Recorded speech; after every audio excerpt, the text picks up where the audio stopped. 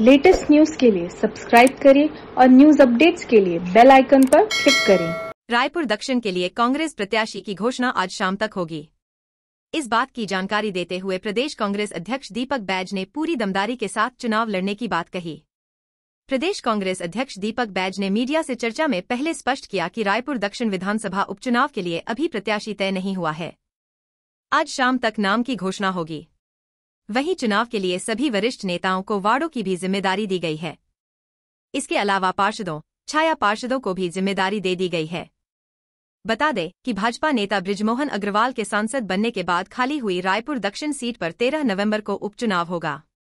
भाजपा ने गहन मंथन के बाद पूर्व सांसद सुनील सोनी को अपना प्रत्याशी घोषित किया है, लेकिन कांग्रेस अभी तक भाजपा के इस गढ़ में सेंध लगाने के लिए अपना प्रत्याशी तय नहीं कर पाई है।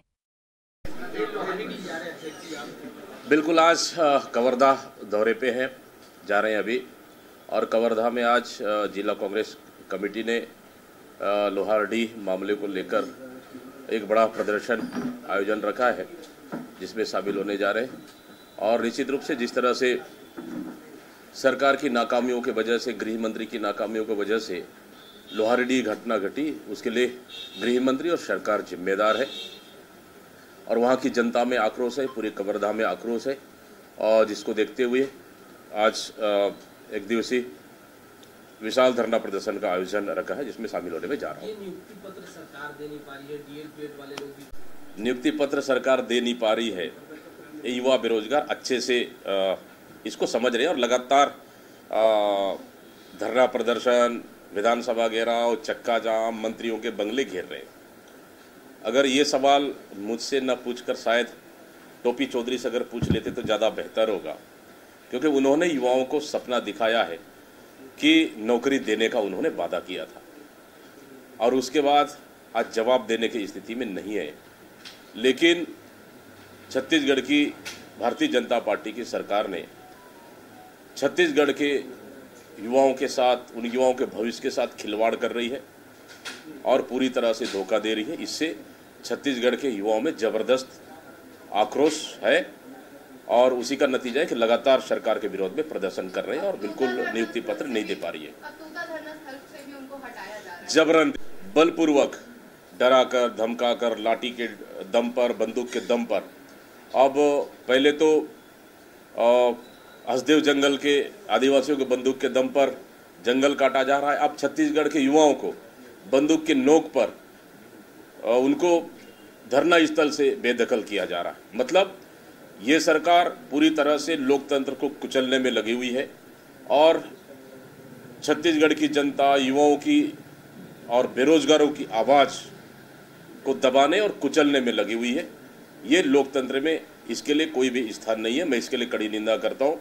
इस तरह के जोर जबरदस्ती नहीं होना चाहिए कि लोकतंत्र में सबको अपना बात और विचार रखने का अधिकार है, लेकिन ये सरकार बलपूर्वक वहाँ से बेदखल करना, मैं समझता हूँ लोकतंत्र में इसके लिए कोई स्थान नहीं है और इसका हम विरोध करते हैं।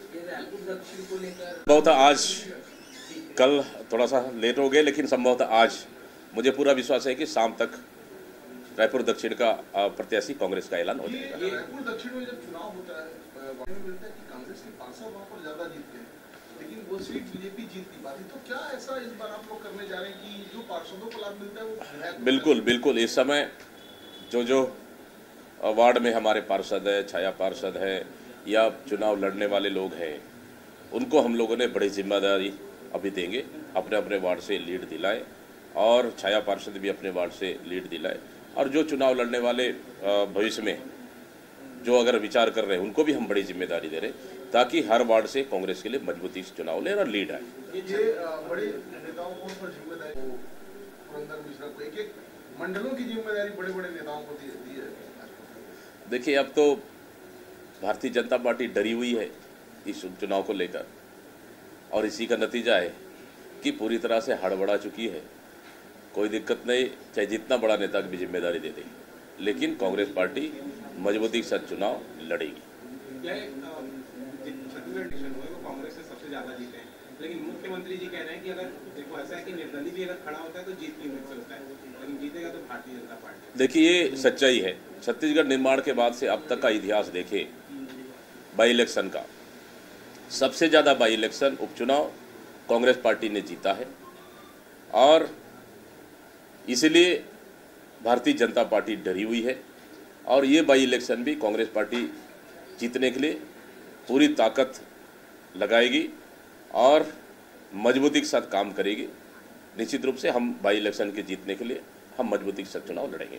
हसदेव को बचाने के लिए आज जो इलेक्शन हुए वो कांग्रेस से सबसे ज्यादा जीते हैं, लेकिन मुख्यमंत्री जी कह रहे हैं कि अगर देखो ऐसा है कि निर्दलीय भी अगर खड़ा होता है तो जीत की उम्मीद से होता है, लेकिन जीतेगा तो भारतीय जनता पार्टी। देखिए ये सच्चाई है। छत्तीसगढ़ निर्माण के बाद से अब तक का इतिहास देखें बाई इलेक्शन का, सबसे ज़्यादा बाई इलेक्शन उपचुनाव कांग्रेस पार्टी ने जीता है और इसलिए भारतीय जनता पार्टी डरी हुई है और ये बाई इलेक्शन भी कांग्रेस पार्टी जीतने के लिए पूरी ताकत लगाएगी और मजबूती के साथ काम करेगी।